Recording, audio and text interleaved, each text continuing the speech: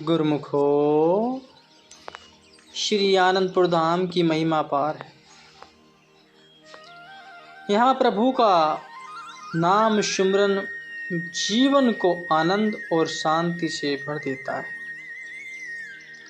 सेवा, सत्संग और सुमरन से ही सच्ची खुशी मिलती है। बहुत समय पहले की बात है, एक व्यक्ति था जिसका नाम था रमेश। वह अपने जीवन से बहुत दुखी और निराश था। उसके पास धन, परिवार सब कुछ था, पर मन में शांति नहीं थी। वह हर जगह शांति की तलाश करता रहा, पर उसे कहीं शांति नहीं मिली। एक दिन उसे किसी ने श्री आनंदपुर धाम के बारे में बताया। शुरुआत में रमेश को इसमें कोई खास दिलचस्पी नहीं थी, लेकिन अपनी निराशा के कारण उसने वहां जाने का निश्चय किया। जब वहां पहली बार धाम पहुंचा तो वहां का वातावरण देखकर हैरान रह गया। चारों ओर एक अद्भुत शांति और सकारात्मक ऊर्जा का अनुभव हो रहा था। उसने वहाँ लोगों को सेवा करते और प्रेम से भगवान का नाम सुमरन करते देखा। रमेश भी उनके साथ शामिल हो गया। धीरे धीरे सेवा और सत्संग में भाग लेने से उसका मन शांत होने लगा। पहली बार उसे एहसास हुआ कि सच्ची शांति बाहर की दुनिया में नहीं, बल्कि अपने अंदर है। श्री आनंदपुर धाम ने रमेश के जीवन को पूरी तरह बदल दिया। वह अब एक सुखी और शांति व्यक्ति बन गया। उसने यह बात समझ ली कि सच्चा आनंद बाहरी सुख सुविधा में नहीं, बल्कि परमात्मा से जुड़कर उनकी सेवा करने में है। परम पूजनीय सद्गुरु जी स्वामी परमहंस दयाल जी महाराज ने हमें श्री स्वामी परमहंस दयाल जी महाराज ने हमें जीवन का सबसे महत्वपूर्ण सत्य सिखाया है कि सच्ची शांति और आनंद बाहरी दुनिया में नहीं, बल्कि हमारे भीतर है। इस बाहरी दुनिया में हम अक्सर सुख और दुख के चक्र में उलझे रहते हैं। हम धन, सम्मान और रिश्तों में खुशी की तलाश करते हैं, लेकिन ये सब बेकार की कोशिशें। सच्चा और स्थायी आनंद केवल परमात्मा के नाम सुमरन से ही नहीं प्राप्त होता।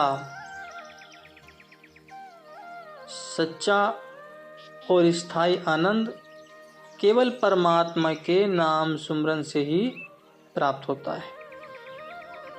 सद्गुरु हमें इसी मार्ग पर चलने की प्रेरणा देते हैं। जब हम अपने जीवन को परमात्मा के नाम से जोड़ते हैं तो हमारा मन शांत होता है, हमारा अहंकार कम होता है और हमें जीवन की हर चुनौती का सामना करने की शक्ति मिलती है। परम पूजनीय श्री सद्गुरुदेव महाराज जी ने हमें एक और महत्वपूर्ण बात सिखाई है कि सेवा, निस्वार्थ सेवा, चाहे वह किसी भी रूप में हो, हमें परमात्मा के करीब लाती है। जब हम दूसरों की सेवा करते हैं तो हम वास्तव में परमात्मा की सेवा कर रहे होते हैं।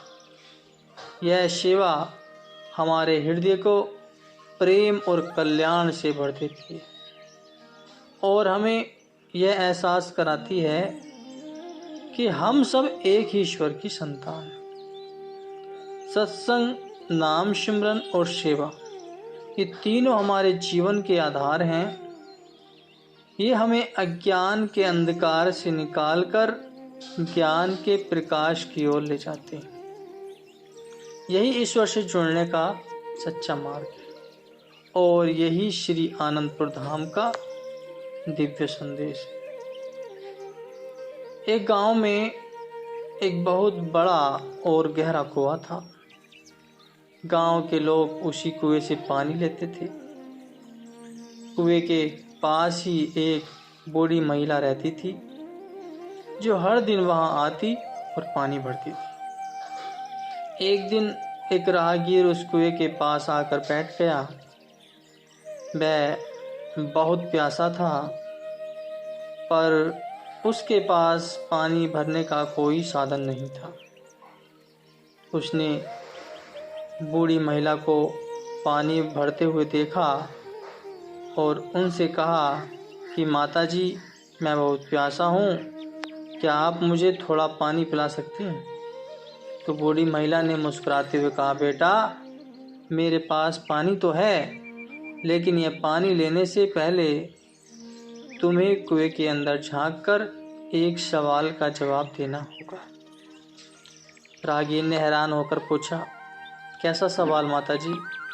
तो बूढ़ी महिला ने कहा, यह कुआं इतना गहरा है, फिर भी इसमें पानी भरा हुआ है। तुम यह बताओ कि यह पानी कहाँ से आता है? तो राहगीर ने कुएं के अंदर झांका और सोचा। वह जानता था कि पानी जमीन के नीचे से आता है, पर वह यह भी देख रहा था कि कुएं की दीवारों से भी पानी रिस रहा है। उसने बूढ़ी महिला को जवाब दिया कि माताजी, पानी तो जमीन के नीचे से आता है, पर यह कुआं भी अपने अंदर से पानी निकाल रहा है। बूढ़ी महिला ने मुस्कुराते हुए कहा, तुमने सही जवाब दिया। उसने राहगीर को पानी पिलाया और बोली, बेटा, हमारे जीवन में भी यही कुआं हमारे मन जैसा है। बाहर से हम ज्ञान और प्रेम लेते हैं, लेकिन जब तक हम अपने भीतर से प्रेम और करुणा का पानी नहीं निकालेंगे, तब तक हमारी प्यास नहीं बुझेगी। सेवा और भक्ति से ही हम अपने भीतर के प्रेम को बाहर ला पाते हैं। यह सुनकर राहगीर को अपनी प्यास की असली वजह समझ आ गई। वह जानता था कि सिर्फ बाहर से पानी लेने से उसकी प्यास नहीं बुझेगी, उसे अपने भीतर के कुएं से भी पानी निकालना होगा। वह उस दिन से सेवा और प्रेम के मार्ग पर चल पड़ा। तो गुरुमुखो, जब तक हमारे मन से प्रभु के नाम के लिए जागृति उत्पन्न नहीं होगी, तब तक भक्ति में मन नहीं लगेगा। तब तक परमात्मा के नाम सुमरन में मन नहीं लगेगा। जो भी कार्य होता है सच्चे मन से होता है, लगन से होता है। जब तक ये लगन सही तरीके से नहीं लगाओगे, तब तक भक्ति में परमात्मा की प्राप्ति नहीं हो सकती।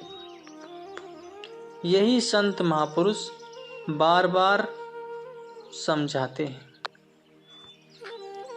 आज हम उस सच्चे आनंद की बात कर रहे हैं जो हमें बाहरी दुनिया में नहीं बल्कि अपने भीतर मिलता है।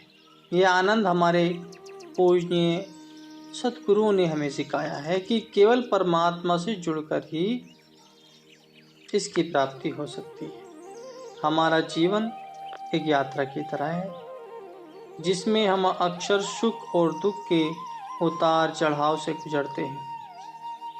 हम सोचते हैं कि यदि हमारे पास अधिक धन हो, अधिक सम्मान हो या हमारे रिश्ते बेहतर हों तो हमें खुशी मिल जाएगी, लेकिन ये खुशी पल भर की होती है। जैसे ये चीज़ हमसे दूर होती हैं, हमारा मन फिर से अशांत हो जाता है।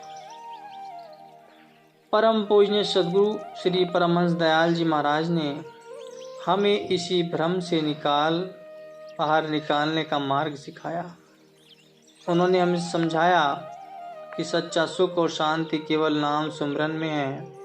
जब हम परमात्मा के नाम का जाप करते हैं तो हमारा मन शांत होता है।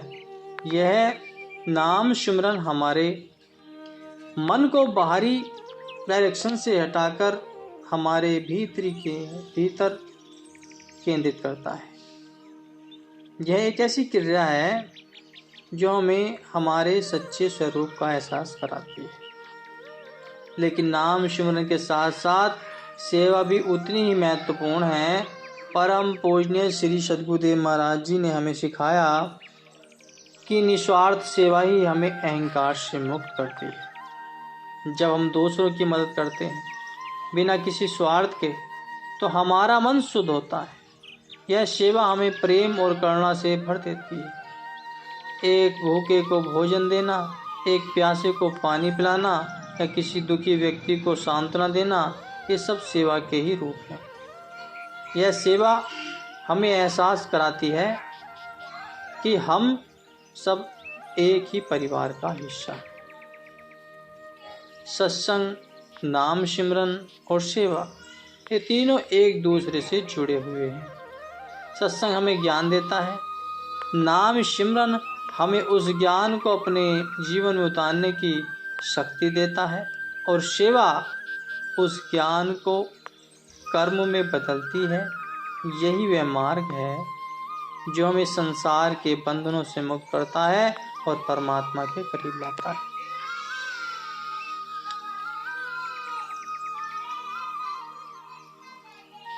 एक गांव में 3 दोस्त थे। वे तीनों बहुत अच्छे थे पर उनका स्वभाव अलग अलग था। पहले दोस्त का नाम था राघव। वह बहुत ज्ञानी था। उसे धर्म ग्रंथों और शास्त्रों का बहुत ज्ञान था। दूसरे दोस्त का नाम था विजय। वह बहुत मेहनती और कर्मठ था। वह हमेशा सेवा के काम में लगा रहता था। तीसरे दोस्त का नाम था रमेश। वह बहुत सरल स्वभाव का था और हमेशा ईश्वर का नाम जपता रहता था।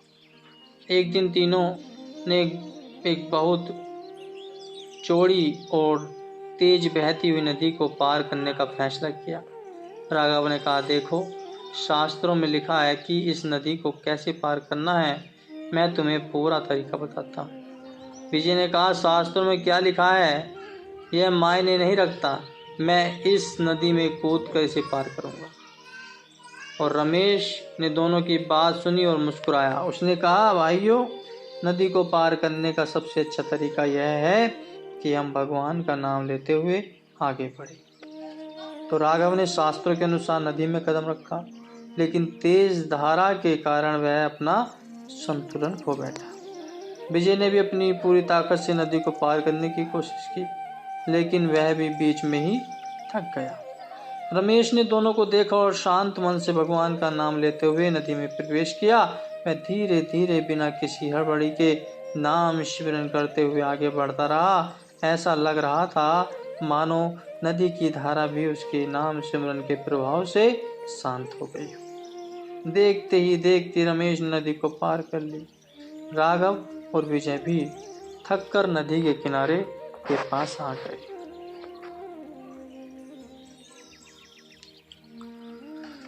तो गुरुमुखों, इससे यह सीख मिलती है कि केवल ज्ञान जो राघव पे था या केवल कर्म जो विजय के साथ था हमें लक्ष्य तक नहीं पहुंचा सकता। जीवन की नदी को पार करने के लिए हमें भक्ति और नाम सिमरन जो रमेश के साथ था का सहारा लेना पड़ता है।